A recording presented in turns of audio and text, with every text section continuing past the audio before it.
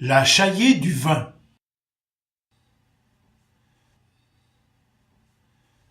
Au temps où l'on ne se souciait pas de régionalisation, parce que la vie était ici locale, et qu'on allait chez l'autre pour travailler, pour aider, pour se réjouir et refaire au coin du feu l'histoire par l'imagination, en ces temps pas si lointains, tout mari de Villefranche savait qu'il avait le droit de corriger sa femme.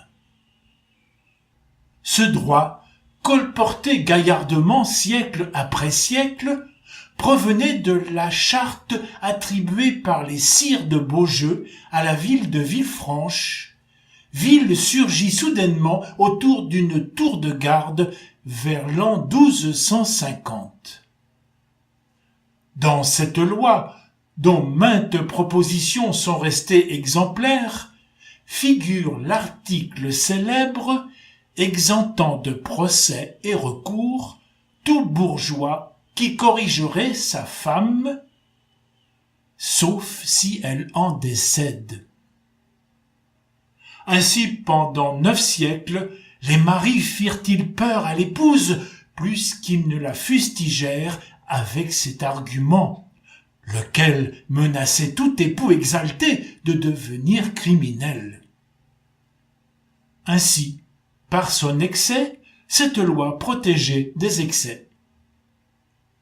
Pourtant, il y eut à Villefranche bon nombre de femmes trouvées mortes sur le carreau, et qui, une fois l'extrême-onction donnée, se relevaient, couraient à la prison, sautaient au cou de l'époux dans une grande effusion de pardon, ce qui augmentait la confusion du malheureux, qui, d'abord accusé de meurtre par les gendarmes, se voyait raillé d'eux parce qu'il l'avait loupée, et obligé de la reprendre. Pour achever sa honte, on ramenait le ménage, tout Villefranche prévenu, à grand bruit de flonflon, où des groupes peu vêtus singeaient les scènes matrimoniales du couple, et la foule scandait. Le mari l'a battue, la femme n'a pas mouru, il pourra longtemps encore être cocu. Au début du XXe siècle, la maille laineuse des vignes n'habille pas encore totalement les monts du Beaujolais. Y sont des cultures vivrières et des prés à bestiaux. En plus de la grêle des orages, où l'on dit que le diable bat sa femme, la survie du vignoble est menacée par un ver, la pyrale, curieusement surnommée le ver coquin. Contre cet adversaire, Montbrouilly invente une Notre-Dame du ver. Chargée telle la nouvelle Ève de vaincre l'invertébré, Dame du ver sitôt concurrencée par une autre Madone, inventée par Montmerle, le cru d'en face. Quelques pèlerinages avec tripes et gratons arrosés autrement que de pluie en feront Notre-Dame des Vers, VE2RES. Ensuite vient le phylloxéra, contre quoi on improvise des remèdes. Du persil planté au cep, des badigeons à la bave d'escargot, qui mettent les villages à 4 pattes afin de les récolter, arrosage avec du jus de tabac, du goudron, du carbonate de potasse. Des instituteurs retiennent des classes entières qu'ils relâchent au vignoble pissés sur les pieds de vigne, aussi les militaires rang par rang. S'ajoute la guerre de 14-18, où le sillon des vignes se quitte pour des tranchées plus lourdes.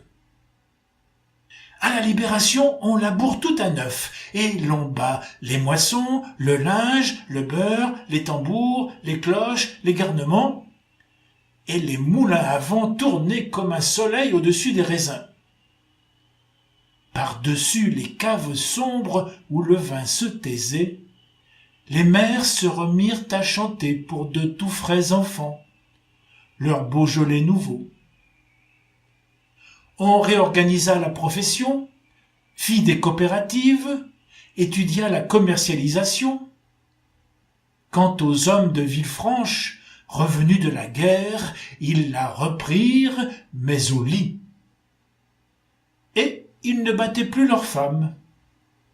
Sauf qu'un jour, il fallut s'en souvenir.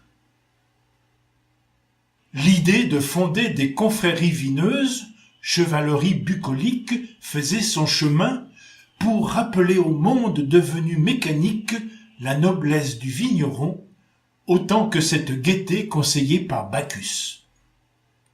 Un dimanche arrivèrent, coiffés du chapeau de lune du maître de chais, et venant de Chirouble, Fleury, Charentais, Julienas, Saint-Amour et autres cryptes viticoles, des délégués envoyés afin de trouver un chef à une croisade du vin et sa propagande. On vota, chaque nom à l'intérieur d'un filtre à vin en papier, plissé comme une robe de mariée. Mais après plusieurs tours de scrutin, le chef n'avait toujours pas été désigné. 3 noms revenaient constamment. Inspiré par la loi ancestrale, un des confrères lança: « Ce sont les femmes qui distingueront notre héros. Les 3 éligibles s'aligneront devant l'église, ils baisseront le pantalon, et 3 volontaires les fouetteront. Elles ne cesseront, comme c'était le cas pour les femmes, que si la mort s'annonce. Sera élu celui qui tiendra jusqu'au bout. » Était-ce l'abus du vin ou sa vertu guerrière?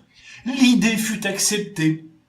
Et 2 semaines plus tard, les 3 viticulteurs dételaient leurs bretelles devant un parterre de badauds qui jubila lorsqu'arrivèrent 3 belles vigoureuses et altières avançant vers ces reins inclinés, mains au mur, et qui lancèrent à ses derrières une roulante de coups de fouet vengeant les 8 siècles antérieurs où nul traité contraire n'avait cassé le décret des seigneurs Beaujolais.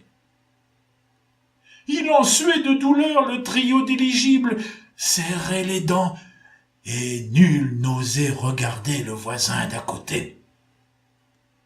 Un premier fléchit, faillit tomber à terre, et remontant sa culotte sous les lazis, se demanda si après ce déshonneur il pourrait de nouveau vendre son vin. Un autre s'accrochait à son mur comme les grenouilles à l'époque des amours.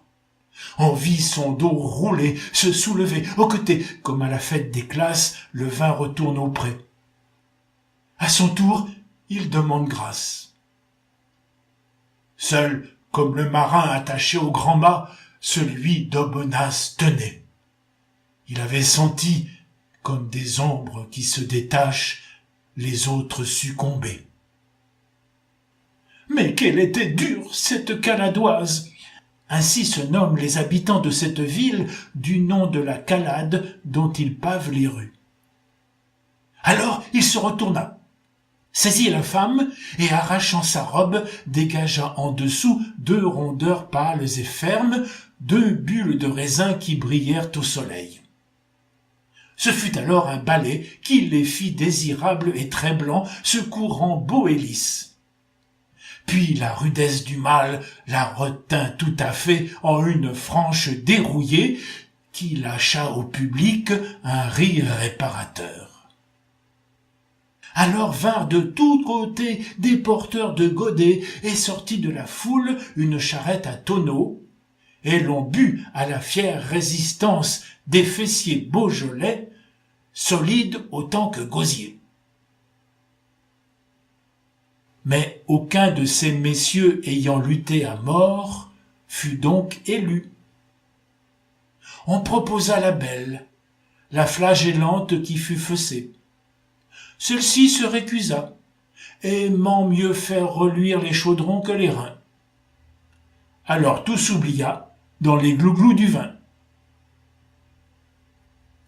Ce fut après l'autre guerre qu'on entendit la voix tintinabulante des confréries du vin, compagnons du Beaujolais, grappilleurs des pierres dorées, compagnons du gosier sec et autres fils spiritueux de Niafron.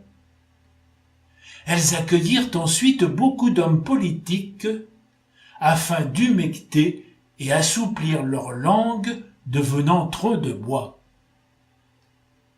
Quant à la charte de Villefranche et ses 68 articles, elle invite toujours les maris à ne pas trop tuer leurs femmes. Quant aux fesses de nos belles caladoises, on ne les bise même plus, alors qu'on a gagné aux boules. Et il y en a qui disent qu'on va vers le progrès.